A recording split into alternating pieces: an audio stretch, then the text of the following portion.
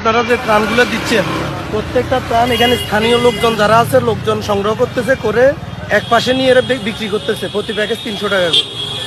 এভাবে দেওয়ার মানে কোনো মানে নাই। আমাদের ভিতরে ফুলগাজী পরশুরাম ছাগল নাই, আর ওইখানে কোনো ত্রাণই যায় নাই। পরশুরামে আপনি খবর নিয়ে দেখেন শুধু সেনাবাহিনী গতকালকে হেলিকপ্টার দিয়ে কিছু ত্রাণ পাঠাইছে, এর বাইরে কোনো প্রাণী যাচ্ছে না, ইভেন খাওয়ার কোনো পানিই পাচ্ছে না এরা। আপনারা যারা পারেন যদি পারেন ভিতরে সেনাবাহিনীর সহায়তা হোক যেভাবে হোক ভিতরে ত্রাণগুলো পৌঁছানোর চেষ্টা করেন ভাই, এটা হলো রিকোয়েস্ট। যারা ত্রাণ নিয়ে আসতেছেন তাদের কাছে অনুরোধ, আপনারা পাড়ের মানুষদেরকে ত্রাণ দিবেন না, কারণ এখানে অধিকাংশ মানুষই কিন্তু বন্যা পীড়িত না, তারা এখানকার স্থানীয় বাসিন্দা। তারা এই সুযোগে এই ত্রাণগুলি নিয়ে তারা অন্যত্র বিক্রি করতেছে, যেটা আমাদেরকে এখানকার স্থানীয় বাসিন্দা যারা তারা অভিযোগ করেছে।